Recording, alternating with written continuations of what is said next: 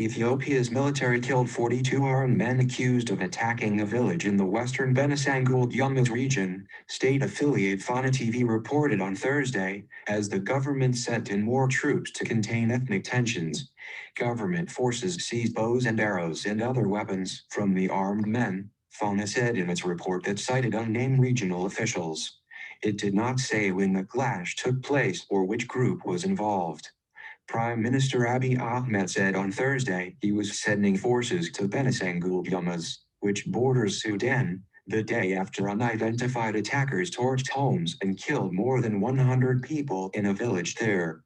Ethiopia has been grappling with outbreaks of deadly violence since Abiy was appointed in 2018 and accelerated political reforms that loosened the state's iron grip on regional rivalries. Elections due next year have further inflamed rivalries over land, power and resources. The latest violence comes as Ethiopia's military has been battling a rebellious force in the separate northern Tigray region, with a mass deployment of troops that has raised fears of a security vacuum in other areas. The massacre of civilians in Benishangul-Gumuz region is very tragic, Abiy said on Twitter. The government, to solve the root causes of the problem, has deployed a necessary force. Wednesday's dawn raid on the village of Bukoji in Bulan County killed more than 100 people, the state-run Ethiopian Human Rights Commission said. Thousands of people fled the village and slept in the forest or in schools, Ethiopian Red Cross volunteer Mayfin Mezel told Reuters by phone on Thursday.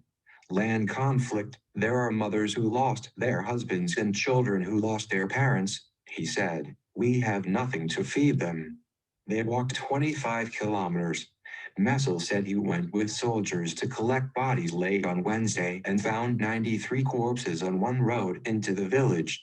There are still bodies to be collected, he said. Two medics in the area told Reuters they had heard reports of fresh clashes in two other nearby areas, but had no details. They said they treated people with gunshot and knife wounds. It was not immediately clear who is responsible for Wednesday's attack or who was targeted. The region is home to several ethnic groups. In recent years, people from the neighboring Amhara region have started moving into the area, prompting some ethnic Yamurs to complain that fertile land is being taken away, experts say. Some Amhara leaders have said publicly that some of the land, especially in the area where the violence occurred, historically belongs to them, which the Yamurs dispute. The Human Rights Commission said survivors it spoke to believed most of the victims were from the Shinasha group. Reuters interviewed one survivor who was Shinasha and one who was Amhara.